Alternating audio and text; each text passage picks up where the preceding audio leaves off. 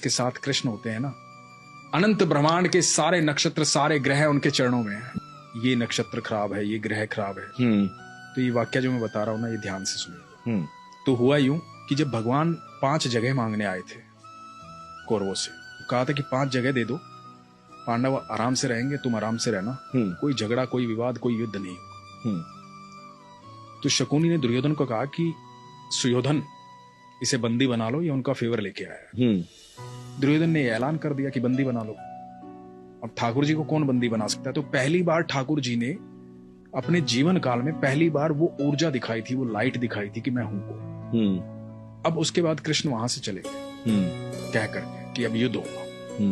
और धृतराष्ट्र ने राज ज्योतिषी को बुलाया ये जानने के लिए कि क्या होना चाहिए, क्योंकि उन दिनों एस्ट्रोलॉजी बिल्कुल, और आप सोचिए उस समय कितने प्रखंड पंडित होते हैं, प्रखंड बहुत, मतलब बहुत ग्रह नक्षत्रों की दशाएं कैसे बता देते हो। बिल्कुल बिल्कुल। तो राज ज्योतिषी को बुलाया, राज ज्योतिषी से पूछा कि क्या करना चाहिए बताओ। तो राज ज्योतिषी ने कहा कि महाराज, सुयोधन की कुंडली में राजयोग, कोई हरा ही नहीं पाएगा, निश्चित तौर पर विजयी होंगे, निश्चित तौर पर राजा बनेंगे, आप युद्ध करो। और सिर्फ इस बात पर युद्ध का ऐलान हुआ और युद्ध शुरू हुआ। अब धृतराष्ट्र लगातार चिंता में था। 8 दिन बीत गए, आधी सेना निपट गई थी कौरवों की। अब ये दिखाई दे रहा था साफ साफ कि कौरव हार जाएंगे, पांडव जीतेंगे। तो फिर से बुलाया गया राज ज्योतिषी को। धृतराष्ट्र बैठे हुए हैं, महात्मा विदुर बैठे हुए हैं, और राज ज्योतिषी को पूछा गया कि भाई ये क्या हो रहा है? तो कह रहा था कि सुयोधन राजा बनेंगे। अब तो 8 दिन बीत गए, आधी से ज्यादा सेना निपट चुकी है हमारी। तो पता है राज ज्योतिषी ने क्या कहा था? कि वहां कोई है जिसने नक्षत्रों की दिशाएं बदल डाली, कोई है जो समय और परिधि से परे है, कोई है वहां। तो विदुर ने कहा था कृष्ण है वहां।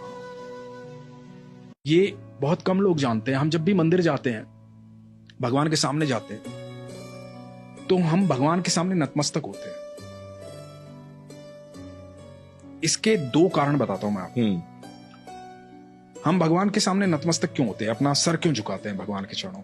जब हम भगवान के चरणों में अपना सर झुकाते हैं ना, नतमस्तक हो जाते हैं, तो जितना बोझ हमारे इस मस्तिष्क में होता है ना, जितनी दुविधाएं चल रही होती है, सारी दुविधाएं भगवान के चरणों में गिर जाती हैं और भगवान रोंद देते हैं।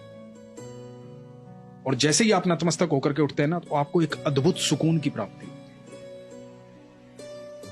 और ये क्रिया आप लगातार करते रहते तो आपके जीवन में दुख नहीं आता, क्योंकि आप भगवान के सानिध्य में रहते हैं। क्योंकि दुख की एक खासियत होती है, दुख बड़ा भोला भाला होता है। दुख जब भी आता है ईश्वर को साथ लेके आता है। जैसे ही दुख आएगा आपको ईश्वर याद आएंगे। ये बात तो है।